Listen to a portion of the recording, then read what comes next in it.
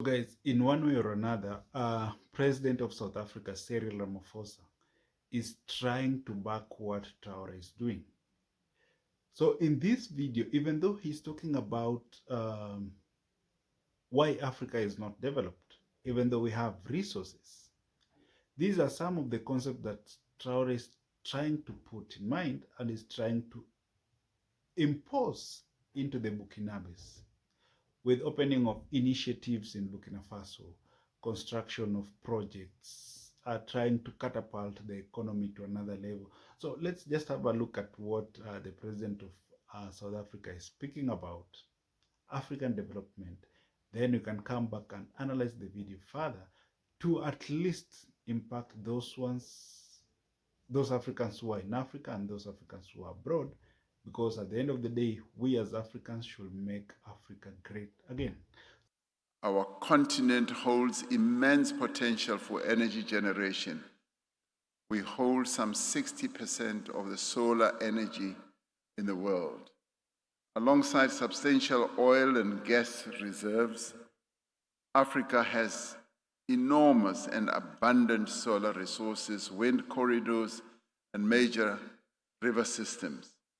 There is an abundance of another element which the world has now woken up to and requires from our continent, and those are critical minerals between the African soil. These are minerals that are being sought globally for technological applications, including in energy.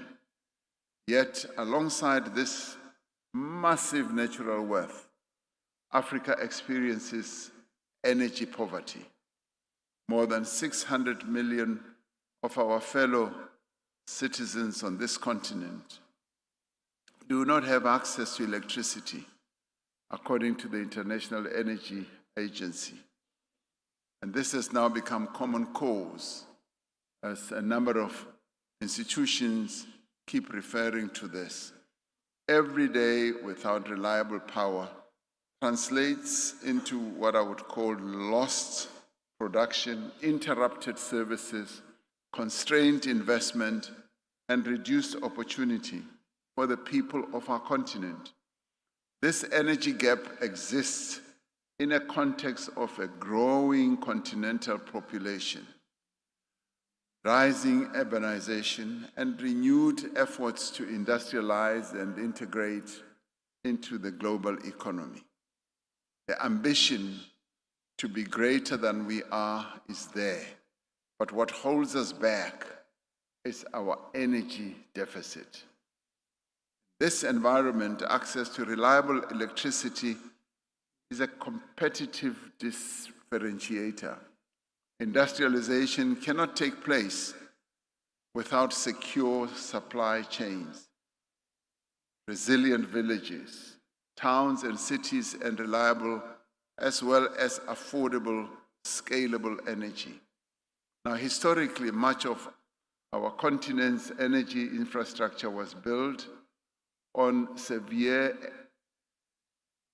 and also to serve extractive models. To the extent that it was built in various nodes on our continent, it was just to extract those products that were needed and to cut them off to other locales in the world. You see, at times I think that African leaders should embrace what Traoré is doing, even though Traoré was not democratically elected into power. So he overtook power by force, if that's what I can say. He overtook power by force in 2022. We as Africans can see what he is doing. In fact, we as Africans, we are trying to compare those leaders who are democratically elected, and we compare them to Traoré, because for those ones who are democratically elected, they're not doing anything massive in Africa. In fact, they're just looting public resources on an industrial scale. Go to Burkina Faso, see what Traoré is doing. Development in each and every city within Burkina Faso.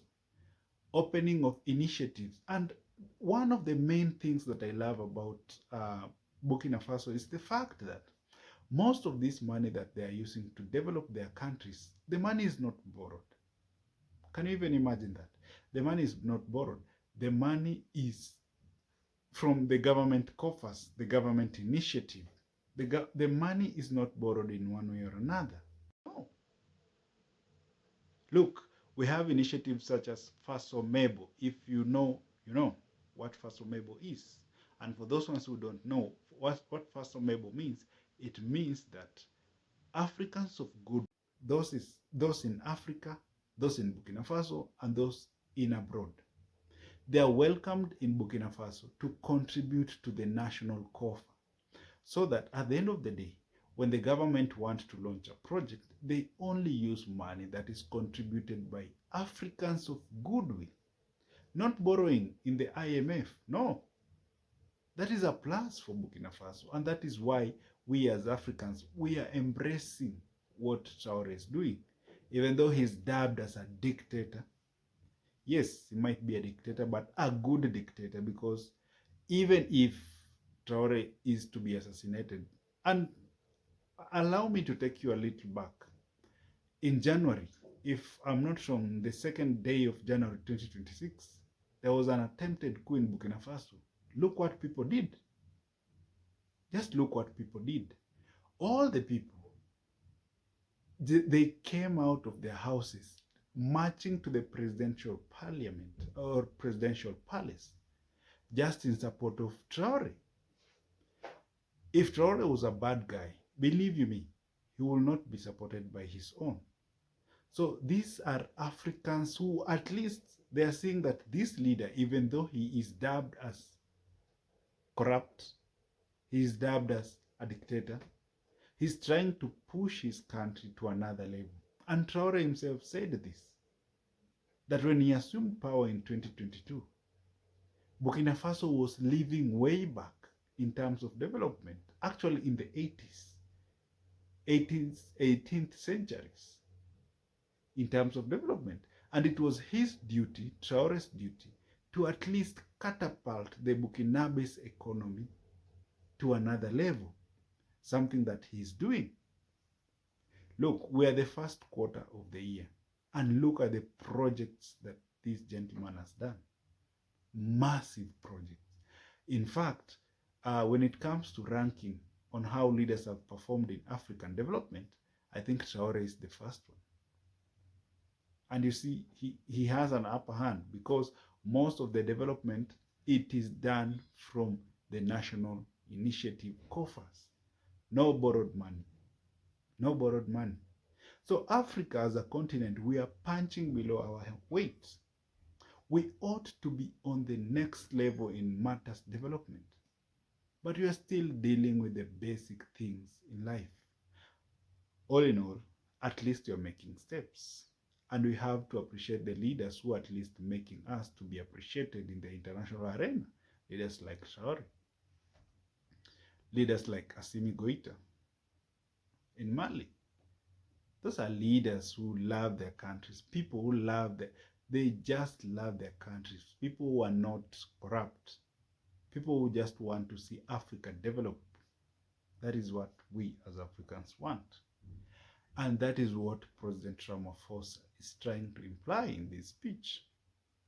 That why is it that we as Africans, we have resources, but these resources, we cannot utilize the resources. Energy. We have minerals. Go to Congo, River Congo, the biggest river in Africa. It can power the entire continent. But go to Congo, see what is happening in Congo. Conflict everywhere. Conflicts. Go to the eastern part of Africa. Conflict in Somalia. Go to Cameroon, we have conflict. Congo, conflict everywhere. So how can we develop as a continent? How? When we have conflicts everywhere. Go to Sudan, conflict. In fact, one of the conflicts that no one even talks about it. And the other day we had an African Union meeting.